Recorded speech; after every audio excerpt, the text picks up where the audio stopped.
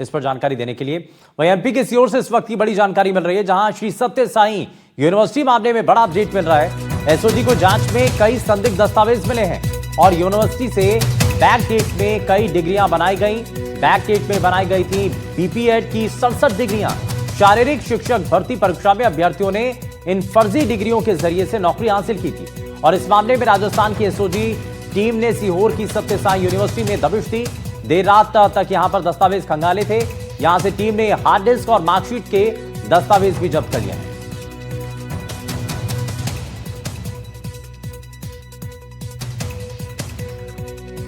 तो एसओजी को इस दौरान कई दस्तावेज मिले हैं, कई संदिग्ध चीजें मिली हैं और बैक डेट में बनाई गई कई डिग्रियों के बारे में भी जानकारी मिली है।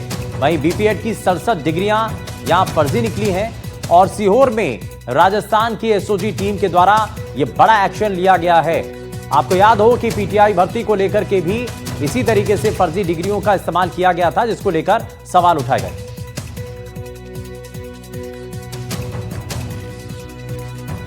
सत्साई यूनिवर्सिटी में जांच कर रही है। बताया जा रहा है कि करीब 67 फर्जी डिग्रियां यहां से प्राप्त हुई हैं और ये क्या मामला है, हम इस समय यहाँ पर परिसर में मौजूद हैं और हमारे साथ मौजूद हैं एडिशनल एसपी राजेश मेश्राम। हम इनसे बात करेंगे। क्या सर, ये क्या है पूरा मामला?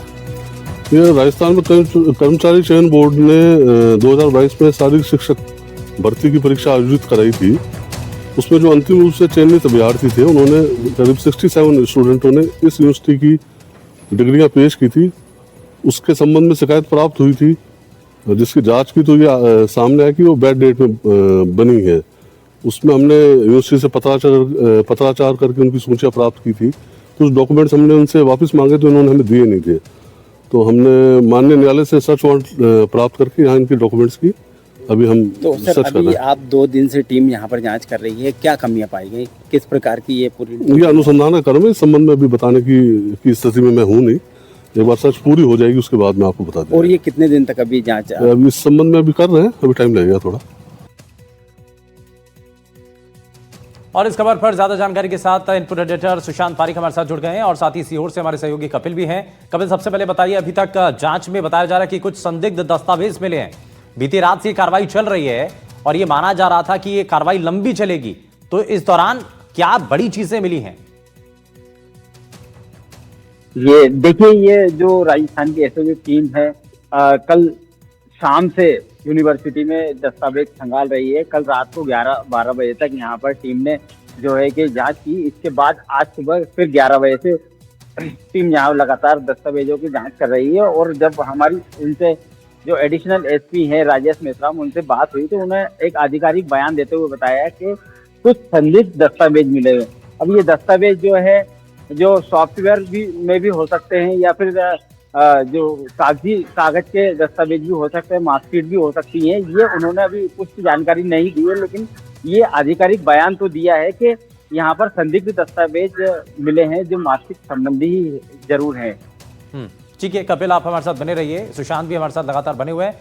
सुशांत, जरा इस मामले को लेकर के बहुत छानबीन की गई, जांच की गई और यह भी बात सामने आई थी कि पीटीआई भर्ती के अंदर कुछ इसी तरीके से फर्जी डिग्रियों का इस्तेमाल किया गया था। बिल्कुल, ये केवल एक परीक्षा की बात नहीं। राजस्थान में बहुत सारी ऐसी सामने आई कि सहायक शिक्षक परीक्षा में जो 2020 में इस परीक्षा में बहुत सारी ऐसी जो फर्जी हैं, गलत तरीके से बनाए गए। और जब जांच पड़ताल की तो पता चला कि ये अधिकांश जो सर्टिफिकेट हैं वो सत्य साई यूनिवर्सिटी के हैं। और उसके बाद जब यूनिवर्सिटी से डॉक्यूमेंट मांगे गए तो उन्होंने आनाकानी की, बहुत विलंब किया, सहयोग नहीं किया एसओजी को जांच में। और फाइनली फिर जब दबिश दी गई है तो 67 जो मार्कशीट है यूनिवर्सिटी की वो फर्जी पाई गई है। तो आप ये समझिए कि कितने बड़े पैमाने पे फर्जीवाड़ा चल रहा था। और इससे पहले भी हमने देखा है कि केवल एक यूनिवर्सिटी की बात नहीं, राजस्थान की अलग अलग ऐसी कई यूनिवर्सिटीज हैं या दूसरी जगह की जो इस तरह से राजस्थान में जो गिरोह के तौर पर एक तंत्र में जो बहुत सारे सुराख हैं उनका उपयोग करके इस तरीके से फर्जी दस्तावेजों का उपयोग करके सरकारी नौकरी जो हासिल की जा रही थी उसमें एक और खुलासा हो हम कह सकते हैं।